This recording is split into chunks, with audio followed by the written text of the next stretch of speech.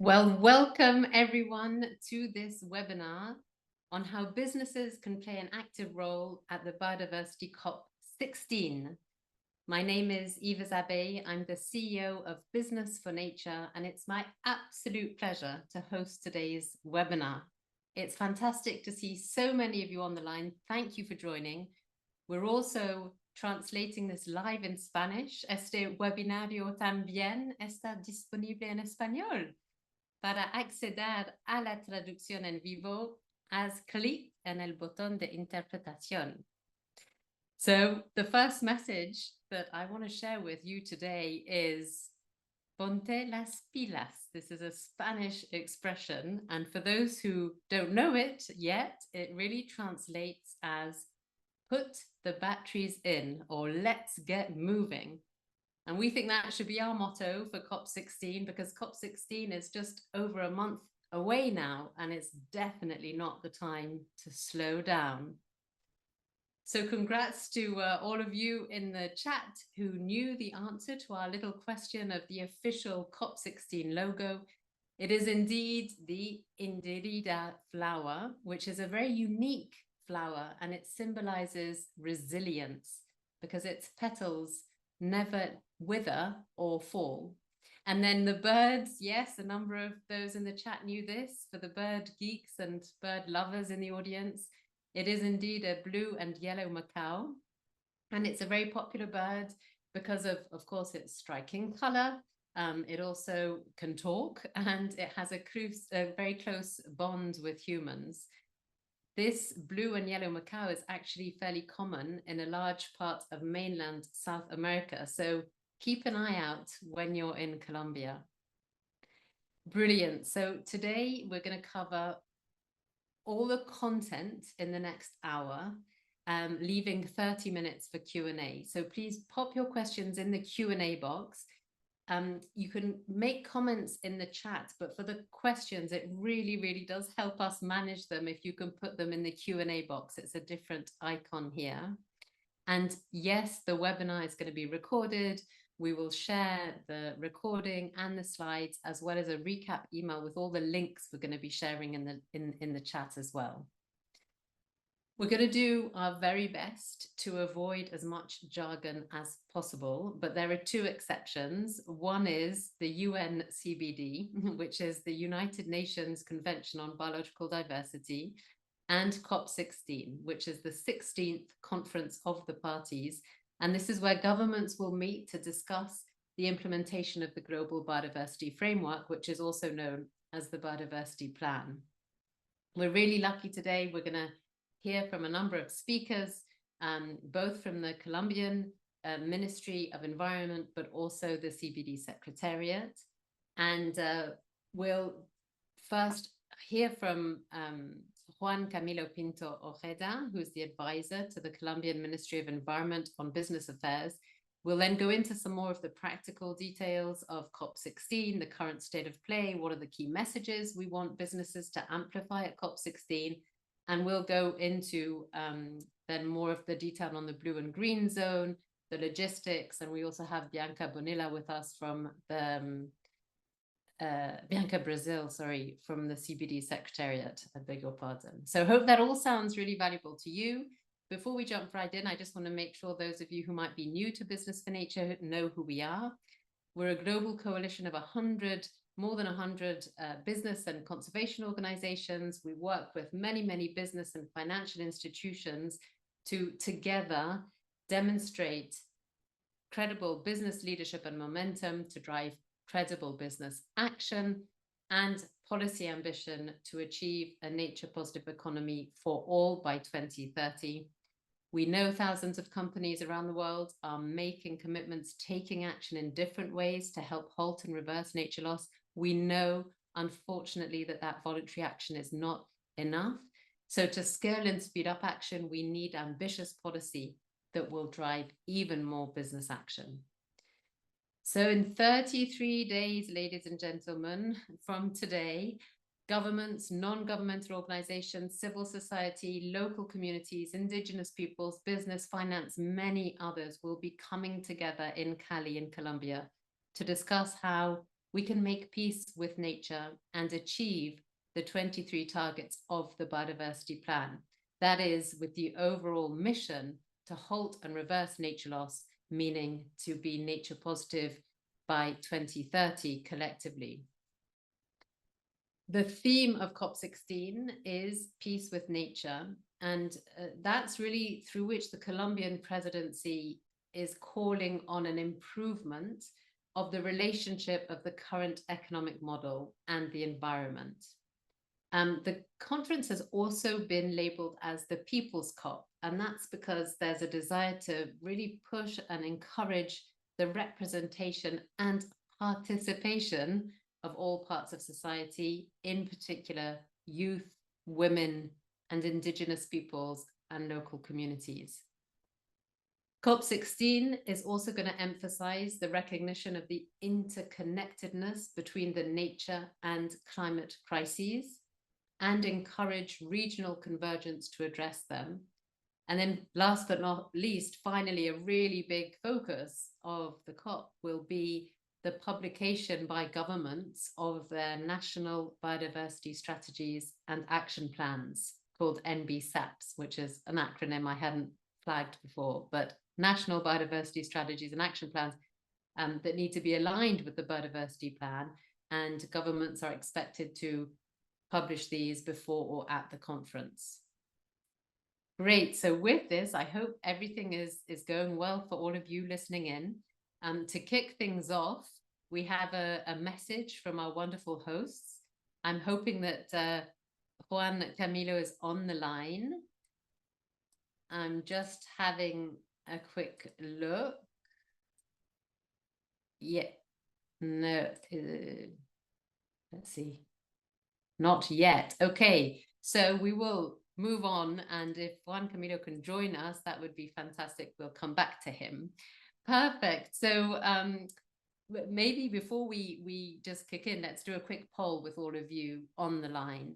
How much progress do you think we have made collectively since COP15 in 2022? So we have a scale here from no progress all the way to 5, which is we're on track to achieve the biodiversity plan's targets. So have a quick thing. Let's see how many people are voting, and then we'll dive into some more of the content. So I'll give you 3 more seconds to vote.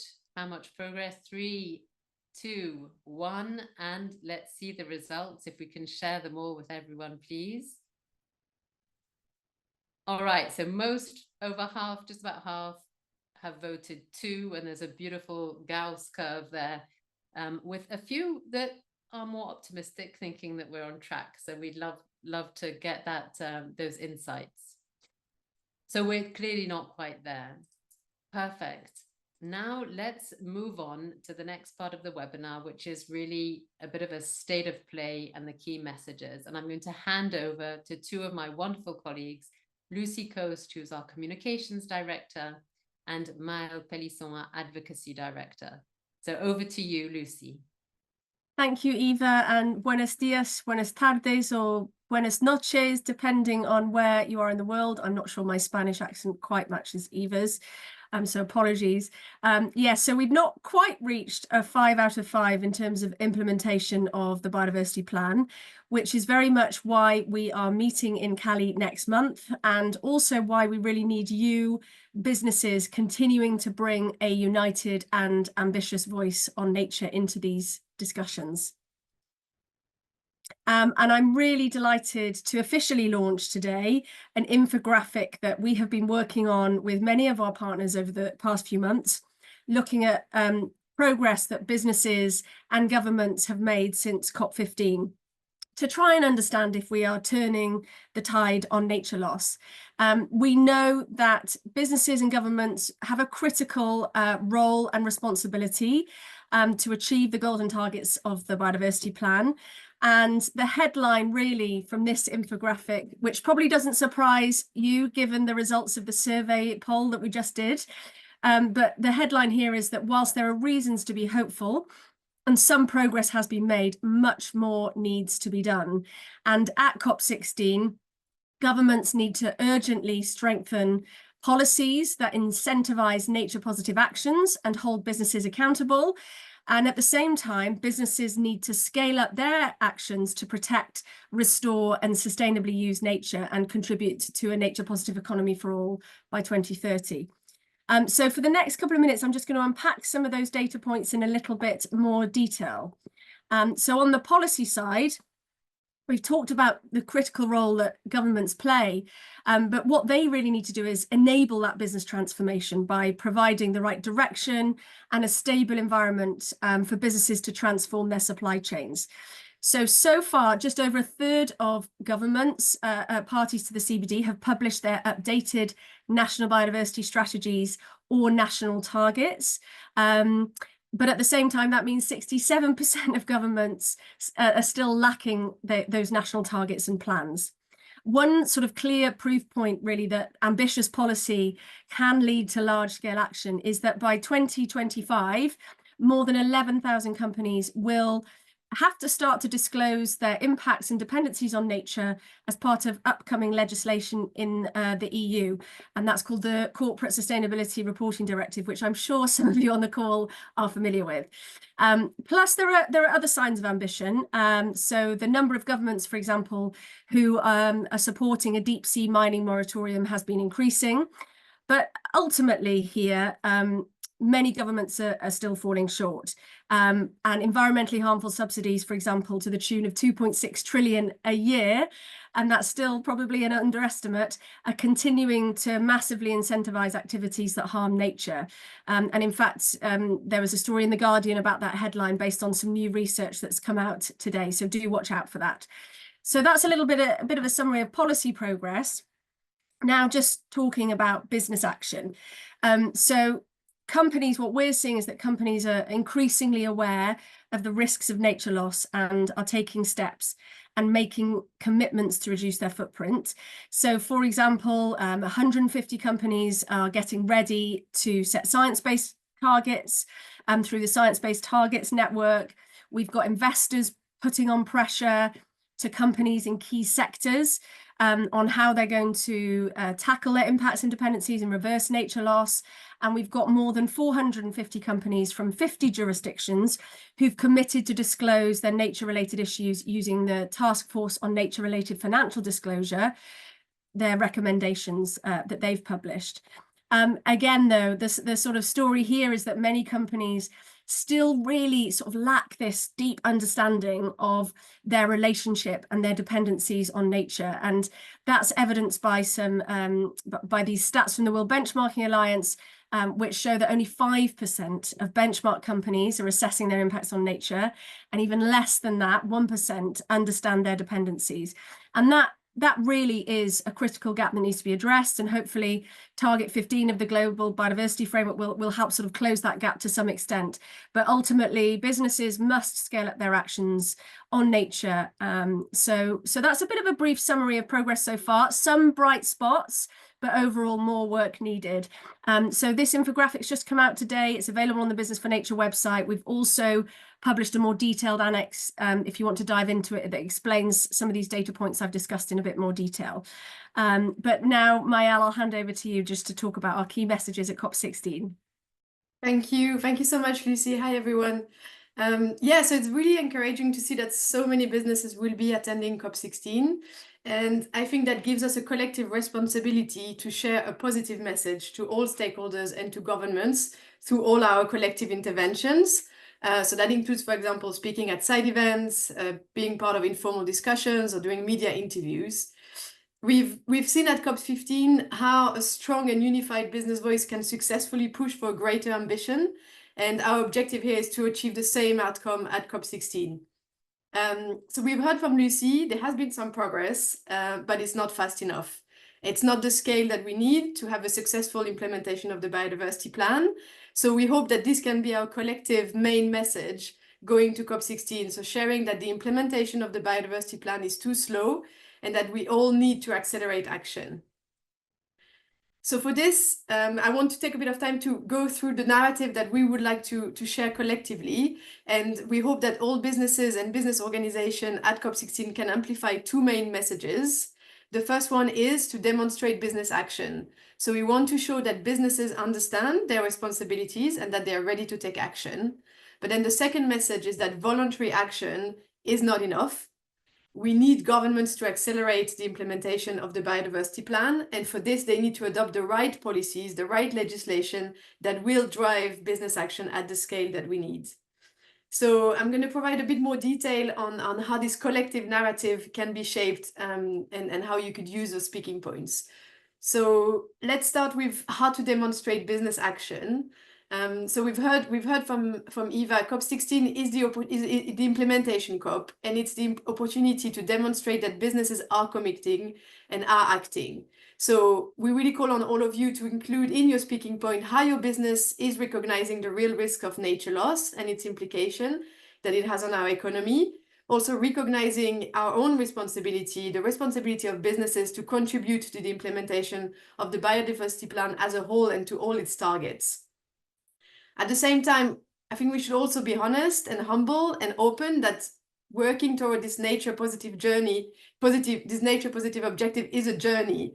And we don't have all the answers today. We don't have all the solutions, and we're not doing everything perfectly, but that should not stop taking action.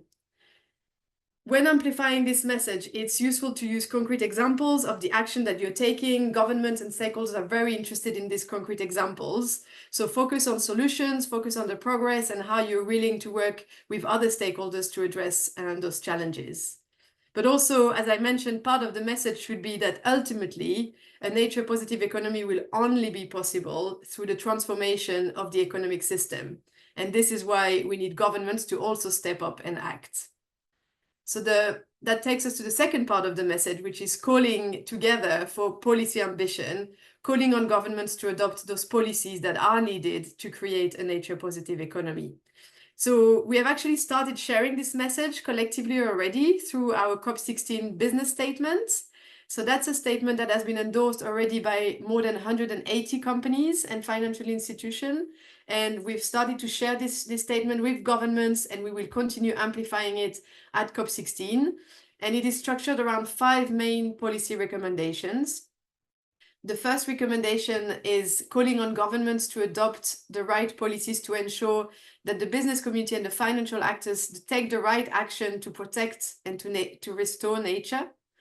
The second recommendation calls for policies to ensure that the businesses reduce their negative impact. And that includes, for example, sustainable resource use and management. The third recommendation is calling for measures to ensure that the value of nature is embedded in all decision-making and through disclosure. The fourth one calls on the alignment of financial flows to a nature-positive economy. And finally, the last recommendation calls on government to continue demonstrating ambition at global level by adopting or strengthening these global agreements that address nature loss. So this COP16 statement is still open for endorsement. So you have until the 13th of October to support this collective call. So if you are a business or a financial institution and you want to add your voice to this collective message, please use the link that my colleague is putting in the chat to endorse the statement. Having many companies building this momentum really help us sending a very strong message to governments. And if you've already endorsed the statement, then thank you very much. And please use it to amplify this message when engaging at COP16. So that was the primary message that we want to share. But beyond this, we will also be focusing on 3 main priorities. So COP16 implementation COP. So we want to call for faster implementation of the key targets. So our 3 main priorities will be, the first one is going to be on NBSAPs, those nature strategies. So here we want to call on governments to adopt these strong national strategies that clearly define the role of business. For example, through the adoption of national business-related targets or the development of business action plans in collaboration with the business community. We believe it's really important to ensure that the businesses are associated in the implementation of the plan and that they have a clear roadmap to follow. So that's an important point. The second priority will be on the implementation of Target 15. I wouldn't be surprised if all of you are quite familiar with Target 15, that is also known as the business target, and is the target that commits governments to require nature disclosure. So we've seen actually a lot of progress on this target, and that was mentioned by Lucy. For example, the European Union through the EU Corporate Sustainability Reporting Directive. Now, thanks to this directive in 2025, which is only in a few months, it will require 11,000 companies to disclose on nature. We've also seen progress, for example, in China, where the stock exchange have also adopted mandatory reporting requirements on biodiversity. But now what we really want to call at COP16 is for all the other governments globally to replicate such positive example. And we want to use this opportunity to share the experience of businesses that are already starting preparing for such reporting so that governments can learn from businesses and develop the right policies on disclosure. The third priority is on target 18, which is a target on the reform of environmentally harmful subsidies. This target, we believe, underpins the success of many of the other targets of the biodiversity plan. But unfortunately, as we've also heard from Lucy, to date, progress has been really slow. The world is currently spending at least $2.6 trillion in subsidies and incentives that harm biodiversity, and this trend is not going in the right direction. So we really want to use COP16 to share this message. We know the reforms are complex. We know it requires radical collaboration between all actors, including the businesses and the governments. And this is a topic that we want to bring on top of the COP16 agenda. And we want to support those discussions and help with this collaboration and action that is needed. So to support these three priorities, we also have a more extensive list of 20 policy asks that provide more details on the specific policies that are needed to achieve the 5 high-level recommendations from the COP16 statement that I mentioned earlier. So they have been developed in collaboration with all our partners and in consultation with 150 businesses and organizations. You can see all the different topics here on the slide. I won't go into detail, but if you are interested in reading through them, they're all available in our policy recommendation reports that is being shared in the chat. So have a look. And if you are attending events or forums or meetings on specific topics that are covered under this policy ask, please feel free to use them and to develop speaking points to support you engaging in these discussions. So finally, my last point on the messaging. So I started by saying that we have a collective responsibility to call for ambition and to share a positive and a constructive message to all stakeholders at COP16. So on this slide, you can see a few reminders on how to frame this positive message to ensure that the business community collectively really comes across as a constructive partner. So, for example, in general, we recommend that when you are talking about policies, avoid by starting an intervention by saying that a policy is too complicated or it's resource intensive or anything negative, because we know that that's what people tend to remember. And instead try to focus on the fact that the cost of inaction today is much higher than the cost of acting now. And that's the reason why we need those strong regulation and policies. And instead try to provide constructive solutions, suggestions on how those policies can be made more practical and more effective. So that's all on the narrative. You've noticed that most of our priorities and messaging is really around the need to accelerate implementation. But as you all know, COP16 is also a time for international negotiations on the key aspect of the biodiversity plan. So the question is, what will be negotiated at COP16? So quite a lot, actually. There will be dozens of negotiation items, and the negotiators from different governments will be running from room to room to negotiate on those points. But we've identified 3 main topics that are likely to get a lot of attention at COP. So the first one is the monitoring framework. So here we expect governments to negotiate and to adopt the indicators for each of the 23 targets of the biodiversity plan to ensure that they can track progress all the way to 2030. The second priority that will get a lot of attention is about money, and the governments will be negotiating the mechanism and the instruments to ensure that all the governments have the right financial resources to really implement the biodiversity plan. And then the third one is the negotiation of a multilateral mechanism to ensure the effective access and benefit sharing from the use of digital sequence information on genetic resources. So what I wanted to highlight here is that unlike at COP16, it will be quite different than COP15. And unlike at COP15, Business for Nature will be less involved in the direct negotiation, as most of it will be quite technical, or sometimes it can get very political. So we will be monitoring the discussion. We will be providing updates to the business community on the ground on how it is going and what's happening. But our focus, our engagement focus will very much be on engaging with governments to share these implementation messages, focusing on those key priorities that I mentioned around the implementation. I also wanted to flag that that access and benefit sharing, so the third point here on the slide, is a very important topic for several sectors. So if you're interested in learning more and engaging in this, the International Chamber of Commerce is coordinating the business inputs on this negotiation item. So we encourage you to reach out directly to them so you can fully contribute. So this is all for me on the message we want to share at COP16. So to summarize, we have a collective responsibility to call for ambition. We want to demonstrate that businesses are committed, are taking action, but we also want to call for government leadership as it is essential to ensure that the business action is being scaled up. So we count on all of you to contribute to this narrative. Thank you very much. And Eva, back over to you. Well, thanks so much, Maëlle, and thanks so much, Lucy, for all of those updates. So what I suggest we do now, because we're very lucky to have Juan Camilo, who has joined us from the Ministry of Environment of Colombia. But what we'll do is we'll do the poll now. We have one more poll as you're in this whole key targets of the Global Biodiversity Framework mode. So we have 2 questions about how are you contributing to target 15 and to target 18. Target 15 is all about business action and assessing and disclosing. Target 18 is all about environmentally harmful subsidies. There are multiple options here, so it's multiple choice. You can click all of the ones that apply. And as we do that, I'm just going to check that Juan Camilo's online video can work. Yeah, perfect. Hello, how are you doing? Good, thanks. How are you?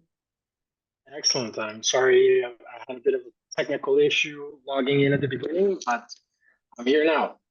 You are definitely here now. So let's just have a quick look at the poll results, if that's okay, and then I'll let you hear. We'd love to hear from you.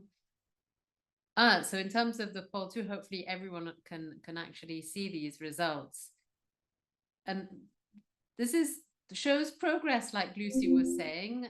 Pretty good that a quarter have already committed to TNFD, for example, and a third are preparing to disclose through CSRD. So that definitely shows progress since COP15. And then in terms of target 18, maybe a little more way to go here. There's still either just starting to assess, that's a 12%, and then 28% still trying to identify how we can contribute with a bit of awareness raising needed there. So perfect. That's really helpful input. Thank you so much to all of you for contributing.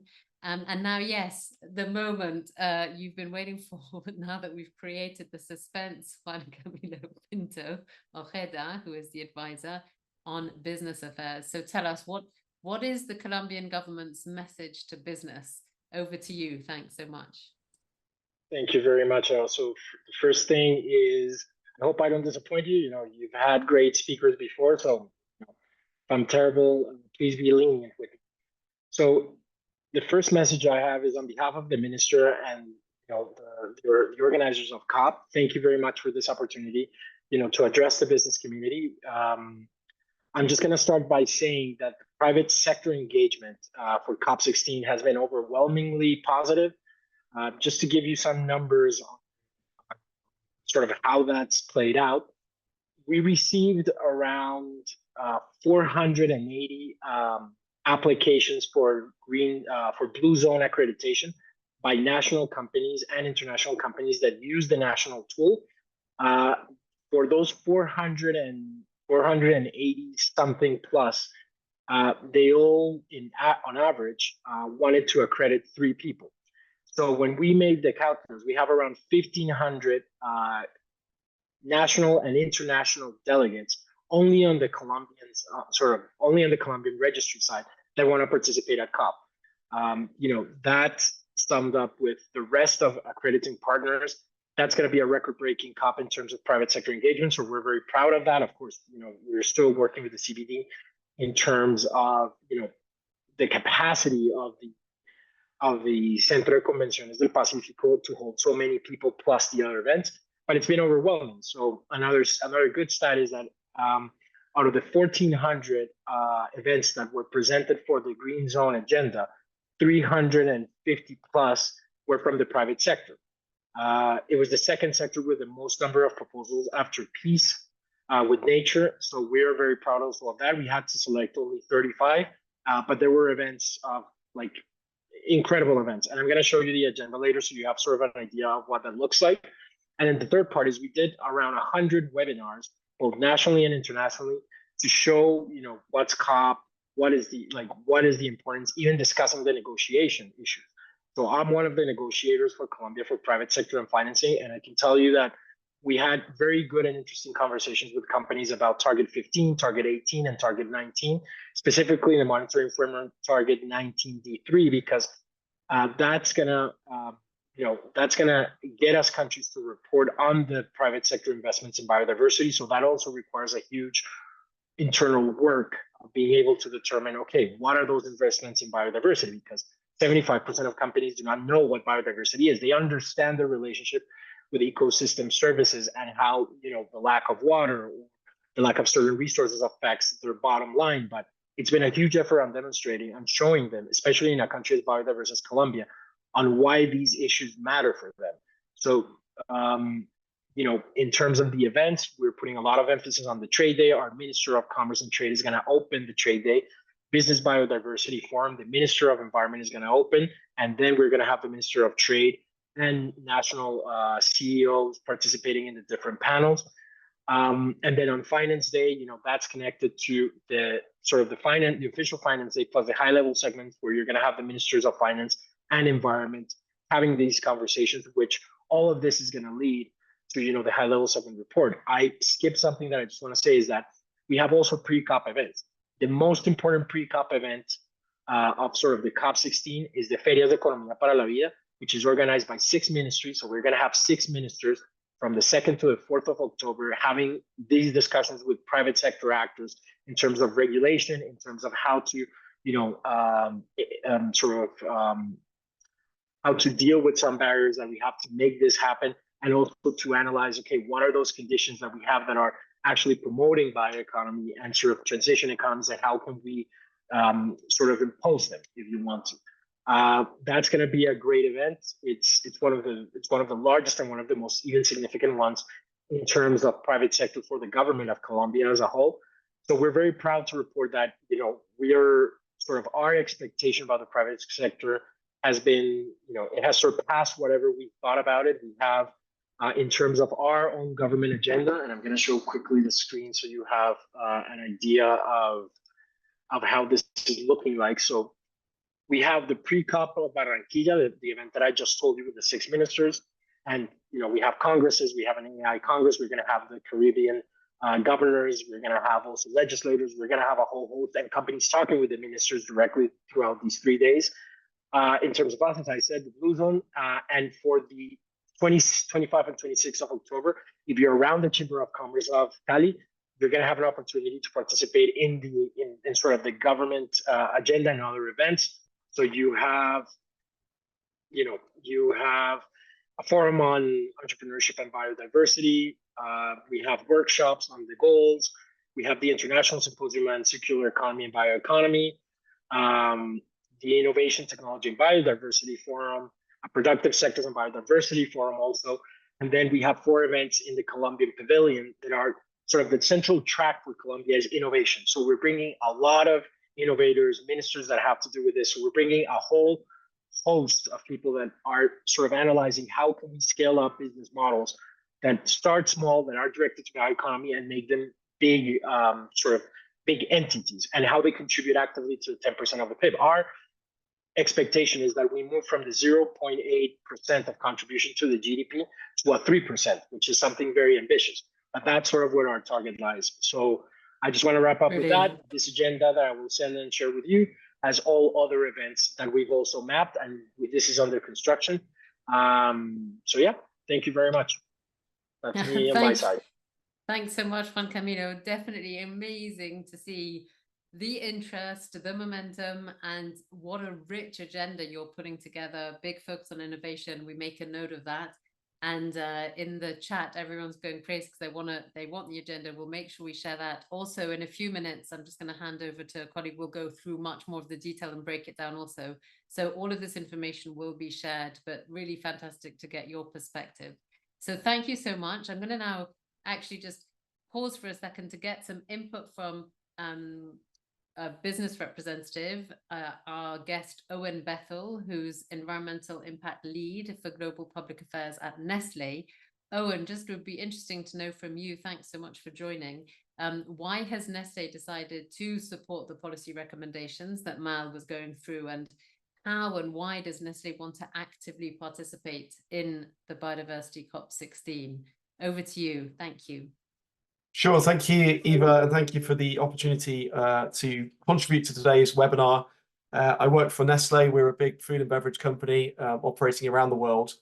And I think the starting point for us really is why is nature important for a business like ours? And that's fairly self-evident for a food and beverage company, because all of the ingredients that we source and use to make our products come from farms and from healthy soils and from the natural environment. So a thriving nature equals a thriving business in our case. And I think there's increasing awareness around the need for resilience in supply chains, the need to work in harmony with nature, and the need to move practices in agriculture to a more sustainable, regenerative basis. So nature is really important to us, and so is the CBD process. We were present at CBD COP15 in Montreal and supported the move towards a global biodiversity framework, which was agreed and provides a structure now for governments to follow and to implement policies, positive policies, which can help achieve a better business environment for companies like ours. I think looking ahead to COP16, we're supporting the policy recommendations because they match some of the big things we're investing in and we're trying to achieve. For example, we've been working for almost 15 years on ensuring that our supply chains are free of the risk of deforestation.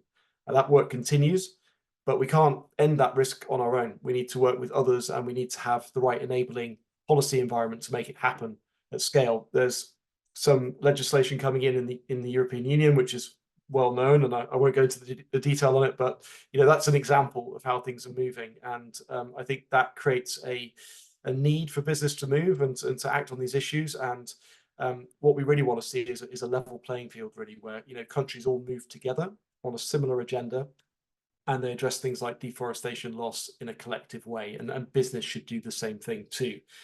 Also on agriculture, we've made a big commitment on moving to regenerative agriculture, which looks at the impact of farming on biodiversity, on nature, water, putting the farmer at the center, looking at incomes, looking at resilience as well. And again, the more of a movement we have around that topic globally, the better it is for us, the more likely it is that we can achieve our commitments of switching 50% of our sourcing to regenerative agriculture by 2030. And that as well makes a big contribution to the goals and objectives of the global biodiversity framework. So really, it's a bit of a no-brainer supporting the policy asks from Business for Nature, which as an organization does an amazing job of helping coordinate and galvanize this business voice as an input into the CBD and the COP process. We look forward to doing more of that in Cali coming up shortly, where we're going to be present. We operate in Colombia. We do some sourcing there of things like coffee and milk. So we have an interest locally, but of course in the wider region and the wider world in terms of successfully implementing our plans. So I think that's probably it from me, from my perspective. But thanks again for the opportunity, and over to you, Eva. Amazing. Thanks, Owen, so much for your continued engagement in the agenda, and also just to see how important COP16 is in this timeline as a key milestone. So thank you again, Owen, and to all of you. I'm going to hand over to Michael Ofosuene-Wise, who is our Business Action Senior Manager, who's going to provide maybe what you've all been waiting for too, more of an overview of the practical engagements on the ground. So over to you, Michael. Thank you. Well, thank you very much, Eva. It is incredible to see the momentum building from businesses and the large interest being shown by all of you looking to engage in COP16. Really, really incredible. We know that around 12,000 attendees are expected to attend COP16, including over 196 parties. I was making a joke earlier that with that many parties involved, you know that we're going to have a great time. So bring your dancing shoes if you have many. COP16 will be hosted across 2 main zones, which will take place in separate locations, namely the blue zone and the green zone.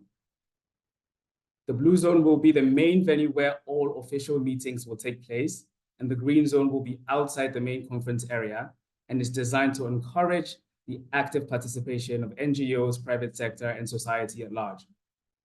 The space is open to the public and will hold dialogues and multi-stakeholder conversations, artistic and cultural exhibitions, commercial pavilions, and so much more. We do understand that depending on traffic, the transit between these 2 zones can take between 30 and 40 minutes.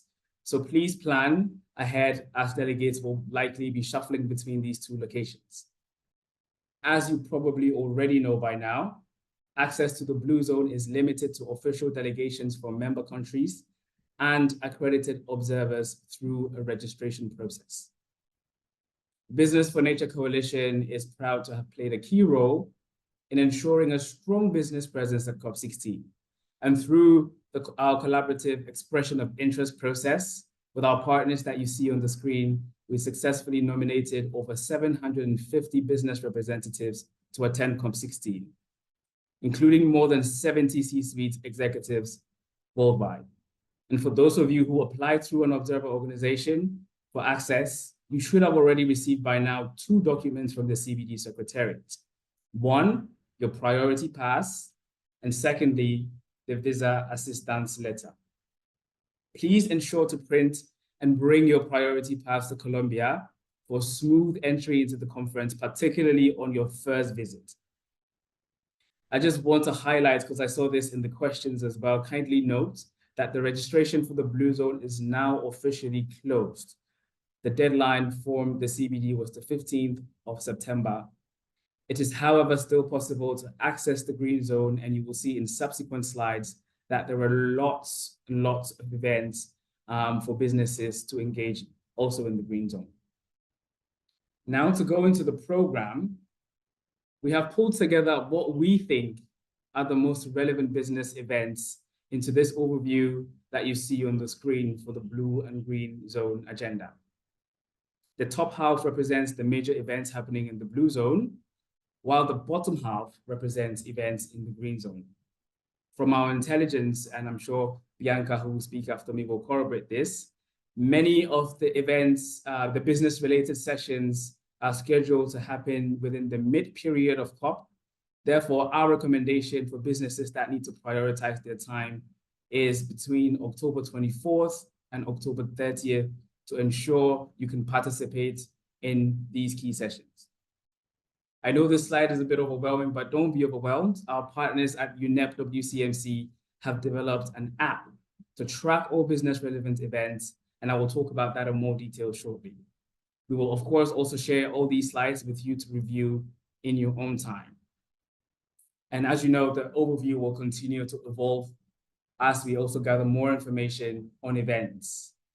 The following slides will go into a bit more details in the events happening in each zone. So we can start with the blue zone. We know that over 10 different forums have already been confirmed, as you can see on the screen, but just to highlight a few of the business relevant ones. The Business and Biodiversity Forum will take place on October 27th. The Finance Forum will take place on October 28th.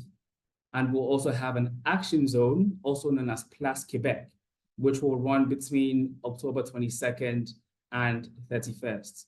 Within this Place Quebec space, there will also be a business and finance hub that will be organized for dedicated business sessions. During the entire period of COP, there will also be a series of official side events hosted by state and non-state actors in the Blue Zone. And our understanding is that many of them are relevant for businesses. I saw in the chat earlier a question around whether we have a list. I think there's a link that we'll be able to also share during the Q&A session. And for those who cannot join on the ground, I saw in the chat again that some people already missed the registration. Don't be dismayed. Sessions from the Business and Biodiversity Forum and the Finance Day will be streamed online in the UN Web TV. I would like to especially call out within the Blue Zone, the Nature Positive Pavilion, which will be running from October 21st to November 1st in the Blue Zone. This pavilion will serve as a platform for non-state actor events. It's currently featuring over 100 plenary sessions and 6 evening receptions. Organized by the Nature Positive Initiative and supported by many partners, the pavilion will focus on these themes that you're seeing on the screen: finance, business, nature positive metrics, peace with nature, and indigenous and local wisdom. And we hope to see many of you at our sessions in the Nature Positive Pavilion. Swiftly transitioning to the Green Zone, here there are several events which will also focus on business, notably the Bloom Conference taking place on October 24th and 25th. So if you're attending Bloom, just a shameless plug, Business for Nature will host a breakfast masterclass on nature strategies during the opening day, and we hope to see you there. Other forums to highlight include the Nature House, hosted by Gold House, which will be running from the 26th to the 29th of October. For our LATAM friends as well, there'll be a LATAM Finance Day on October 26th, which will explore the unique challenges and opportunities for the Latin America and Caribbean region in financing biodiversity initiatives. The annual World Biodiversity Summit will also take place in the Green Zone on the 26th, featuring sessions on different nature and biodiversity loss, as well as climate change issues. On October 27th, the Global Environment Facility, together with the World Economic Forum, will host a dedicated session focused on Target 18. And as Eva mentioned earlier, Target 18 refers to the discussions around subsidies. And one other event to also highlight is a half-day business sprint, which is led by the World Business Council for Sustainable Development with support from Business for Nature and Capitals Coalition, which will focus on capacity building on October 29th. We also know that the TNFD is partnering with a range of organizations to host an exciting 2-week program alongside the Green Zone. So as you can see, there will be lots and lots and lots of engagement opportunities for businesses. To help businesses navigate COP16, we're not leaving you hanging and sharing all of these events for you to figure out yourself. There are a few resources that will provide to help your participation. The first is around our daily business briefings, which will take place from October 25th to 29th, each morning from 8 a.m. to 9 a.m. in the business briefing room in the Blue Zone, where we'll be offering updates and insights on negotiations as well as events of the day. As I mentioned earlier, our partners UNEP WCMC, with funding support from the IBET Alliance, have developed an app to support business and finance engagements throughout COP16. The app is being regularly updated with details of relevant events and will contain also answers to some of the frequently asked questions that we're also hearing on this call. The app is only available via Guidebook, which is also an app. So you need to first download Guidebook to your device.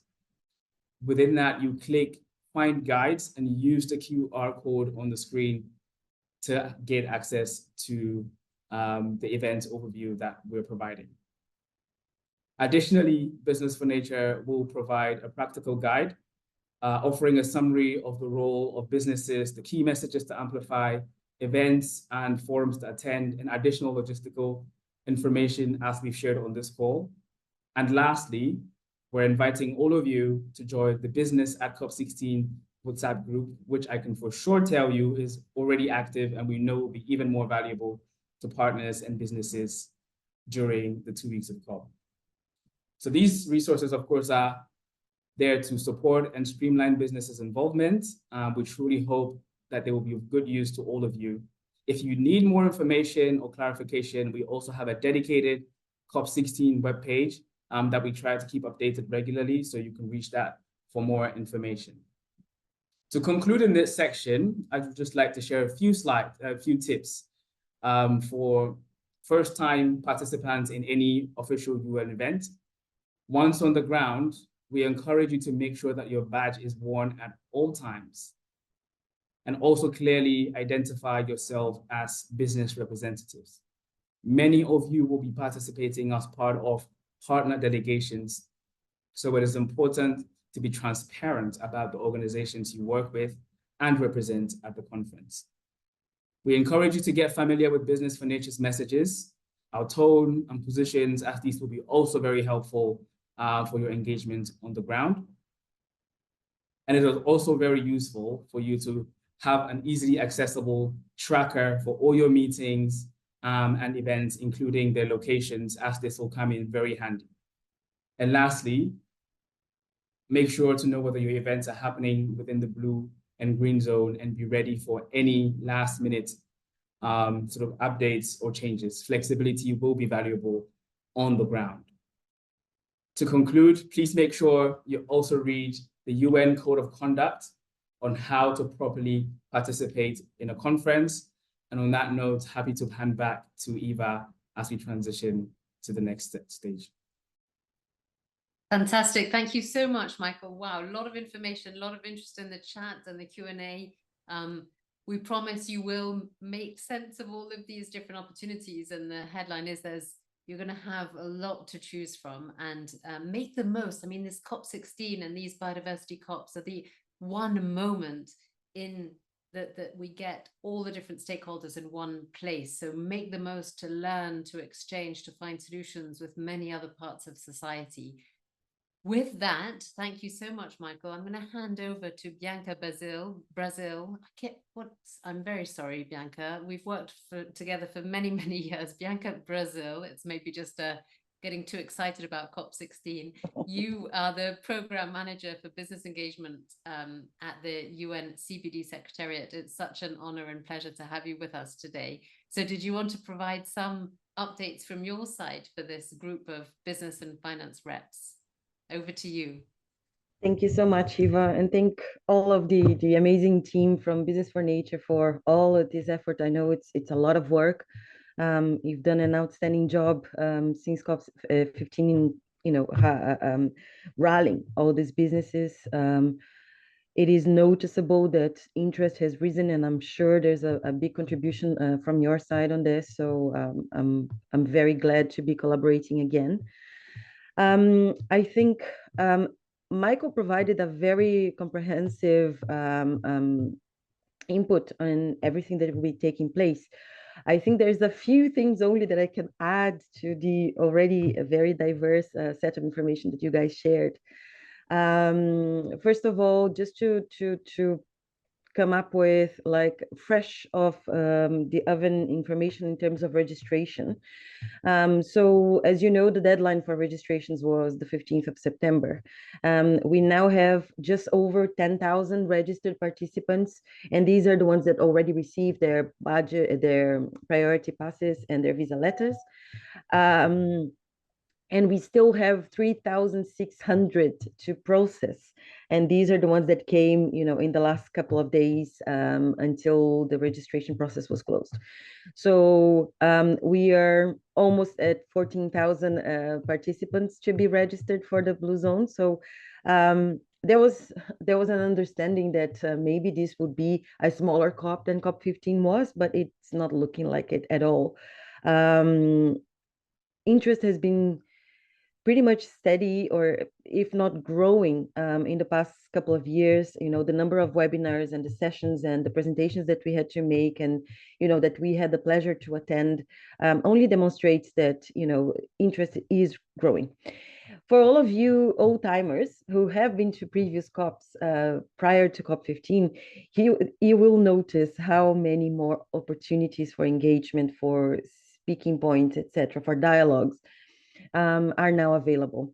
Back in the day, I don't know how many of you know about this, but the first business forum that was held in parallel to the official negotiations within the Blue Zone was in 2012. So only 12 years ago, we had the first event dedicated to the business community in the Blue Zone, and we had probably about 50 people attending that event. It was a 2.5-hour panel. And we fast forward for 12 years, and there's Green Zone, hundreds of events in the Green Zone, and we have more than 100 events for sure in the Blue Zone dedicated to business finance, and all the related topics. So it's very exciting to see how things are moving. I think another piece of information that I can share with you guys is that at the moment we have around 9 heads of state confirmed for the high-level segment, and just over 100 confirmed ministers from environment, finance, agriculture, planning, etc. So it's looking great, really. The one thing that I would want to highlight for you all of you who will be on the 29th in Cali and would like to come to the Blue Zone, just be mindful that with all these heads of state and these ministers on the ground, there will be some implications for traffic. So plan to be in the Blue Zone very early in the day, so you don't get stuck in the barricades and stuff. I think from fresh off the oven information, that was it that I could add to the pot. We do have a business and biodiversity forum planned for the 27th, as Michael shared with you. Invitations have been sent out. We are slowly receiving all the confirmations, and we planned, in the next week or a couple of weeks, we will have the full program with all the speakers available in the webpage of COP16. The same applies for Finance Day. All the invitations have been sent out. We're now slowly receiving the confirmations as well. The full program will be available, if not the next week, the following one for sure. We're also building a program for the Business and Finance Hub in Place Quebec. WCMC was kind enough to partner with us again. It was a pleasure to work with them for COP15. It will be again for COP16.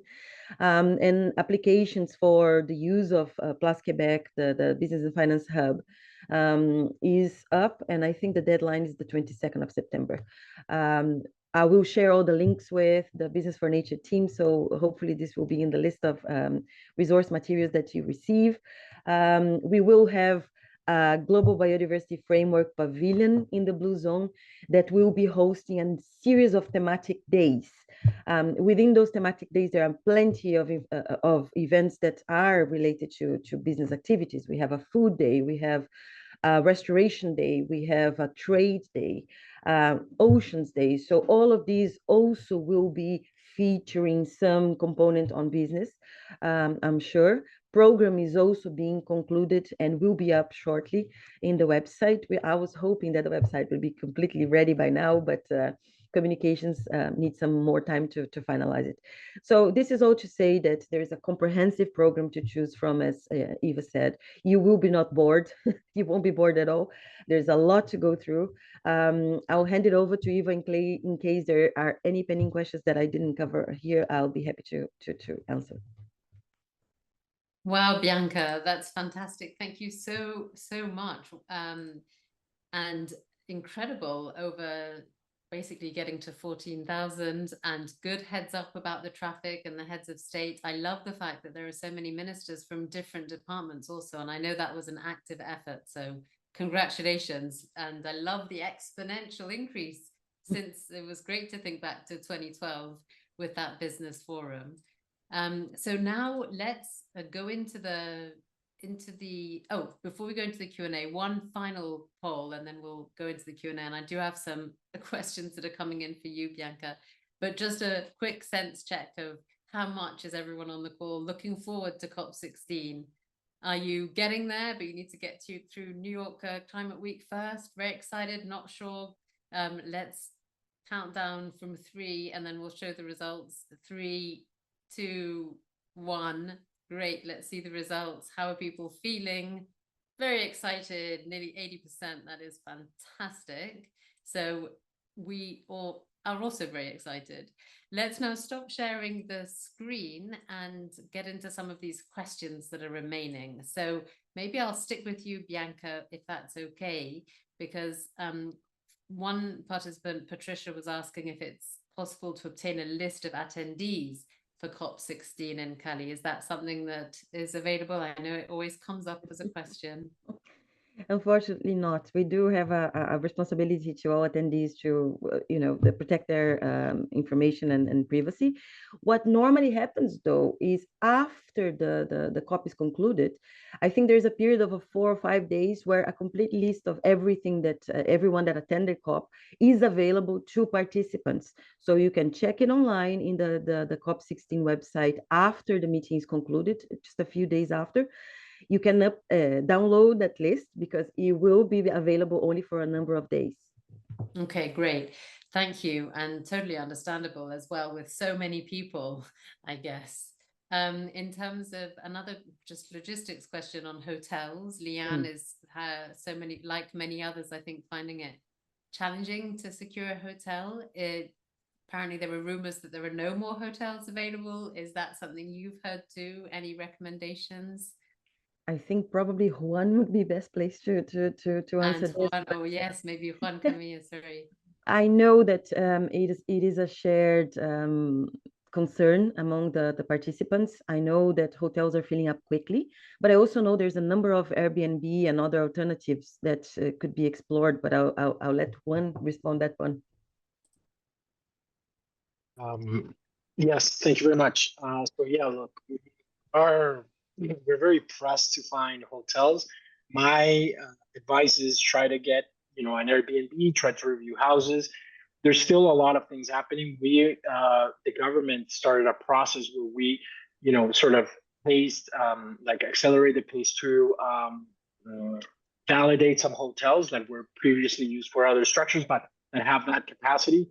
So, all options are open. I would really check other things. There's, of course, depending on the profile, but hostels, we also have some sort of other types of accommodation that were brought up to code and standards under our hotels.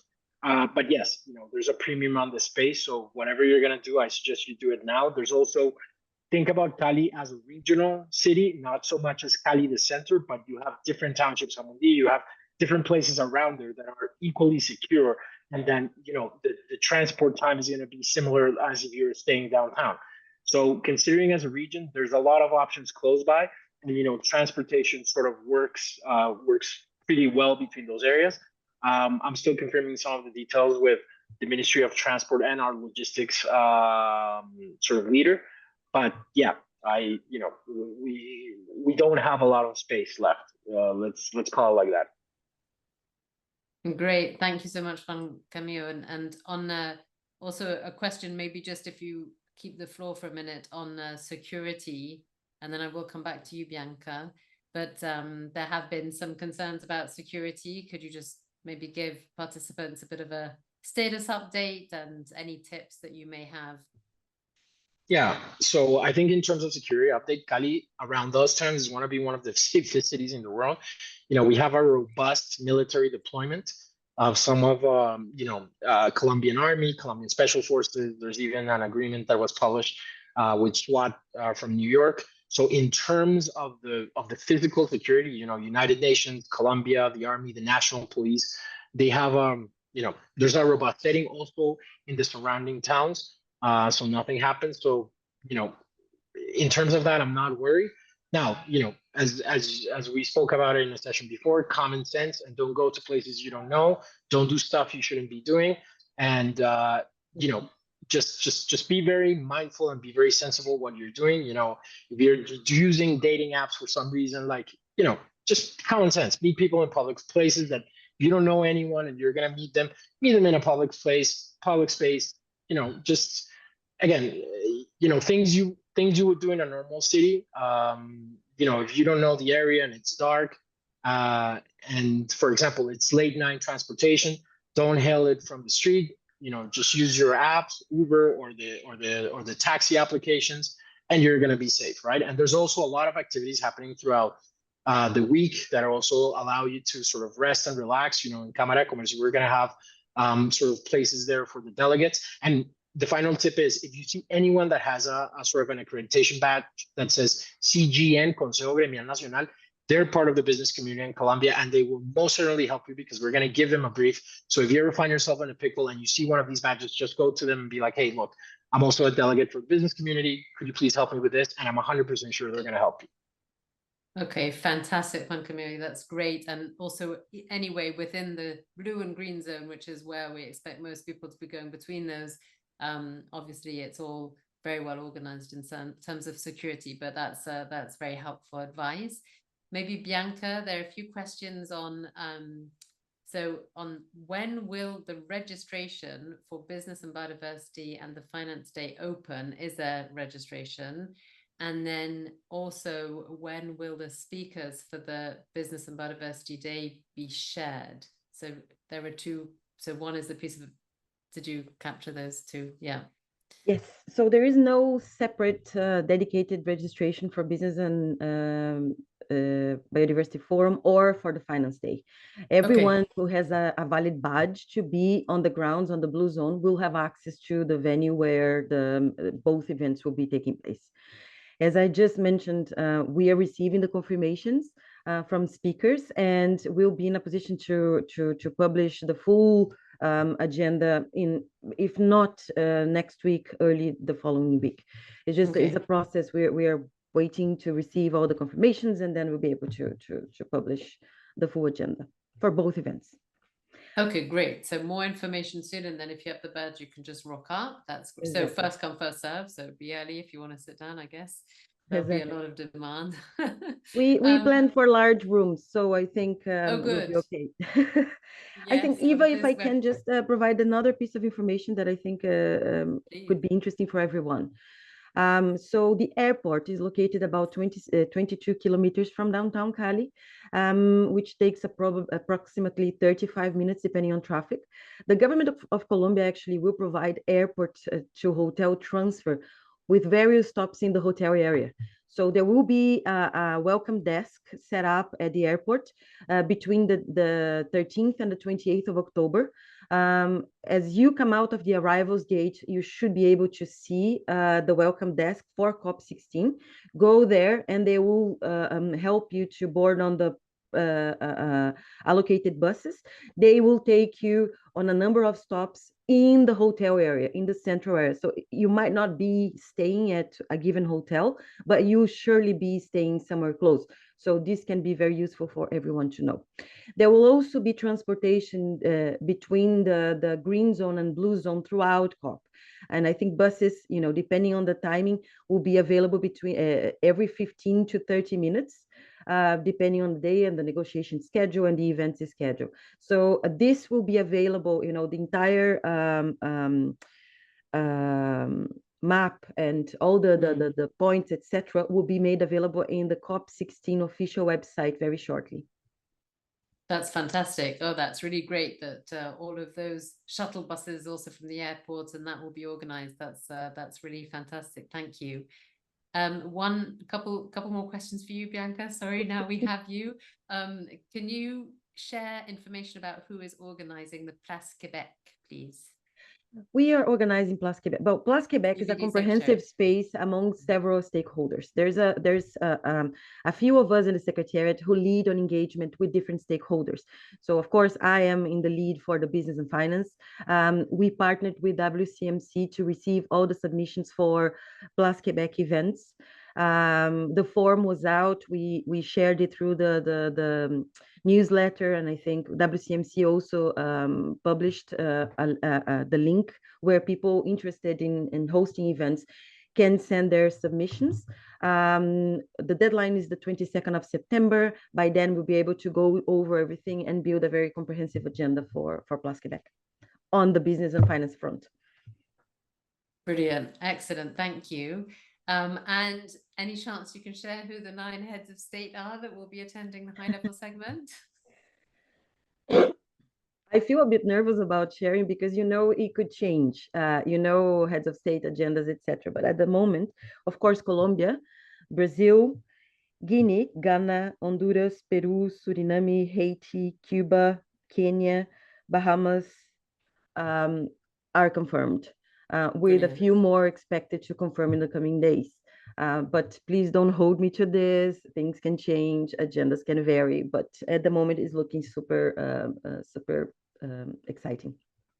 Oh, fantastic. Absolutely wonderful to have that. Juan Camillo, I'm going to come back to you with a very logistical question, if that's okay. Because you just mentioned, I think you can use taxi apps, and you just said Uber, right? Uber, or are there other apps that people should use? You have Uber, you have Diddy, you have taxis, Taxi Libres. So all of that information, I can, just post it in the chat after. And, That would be, but yeah, the global do. ones are here. Okay, great. Thanks. If you can pop them in the chat, then we'll share them as well. It's all these local intel that's so helpful when you're going to be visiting somewhere. There are also then, Juan Camillo, you're going to share where the agenda is that you can share. So let's look at that. I'm going to now turn to Michael for a question on, or maybe even also Bianca, but about the list of side events organized by business for nature, I suppose, and how we could collaborate and potentially co-create side events. So what's the status of that? We're in session development mode, I guess, but any reflections on how to join forces, or at least understand where that list of side events, would it be in the app? Yeah. Well, I'm assuming, well, there's a few things that I'll just clarify a little bit, because the language is very similar and can be confusing. So we do have official side events. For the side events, we received almost 2,000 submissions for side events. In past years, you remember that we only used the slots 1 o'clock to 2:15 or something, which was essentially the break from official negotiations, and the slot after 6:15 in the evening. We received an overwhelming amount of requests. The venue is a bit smaller than previous venues. So what we did actually was to expand the timing for side events, and there will be 5 different slots throughout the day instead of 2 only. With that, we were able to accommodate more than 300 side events. The list was published over the weekend, I think late on Friday, and it's available for everyone to see. In that sense, I think the ship has sailed, because the side events had to be proposed, weeks and weeks ago.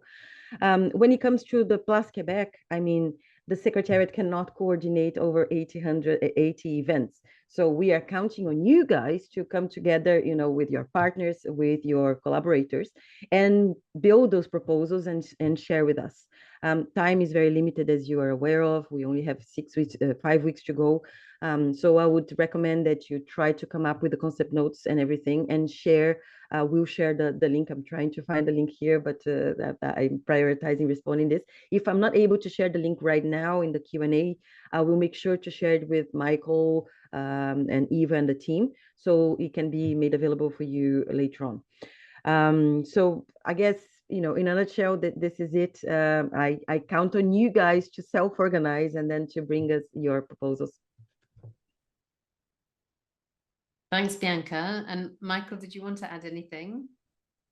No, I think I couldn't have answered it any better than Bianca. So great. I just wanted to add that I've added the link to the official side events that have been already accepted in the chat. So that's already there for people that want to see. We do understand that about 1/3 of them are relevant for businesses. So it's definitely wants to also look at and see who are leading, when they are, and add them to your calendar. Thanks, Michael. And that's where the app, even though I see a few people finding it difficult to get onto the app, so we'll just make sure that's all clear in the follow-up.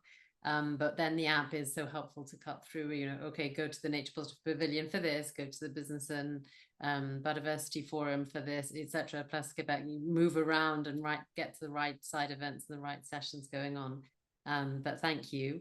There was a question from Pauline on, is there a standard definition of nature positive economy? Well, there's a standard definition for what nature positive means, which is a global societal goal to halt and reverse nature loss by 2030, which means we want to have more nature in 2030 than in 2020. And I've just popped the link to a really important initiative called the Nature Positive Initiative, many organizations are part of that, and they're focused on ensuring the integrity of the term nature positive and converging on what metrics to use so that we can measure whether collectively we are in a nature positive economy by 2030 or not. Has nature not only stopped declining but started to recover and regenerate?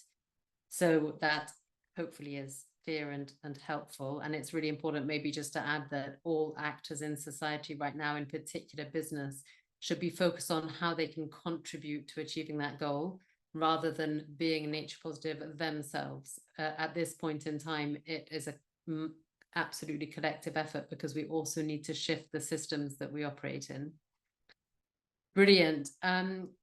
Lucy, I see maybe a question that you could cover, which is, are there specific sessions on Indigenous peoples and local communities that are part of the Nature Positive Pavilion ones that you're aware of?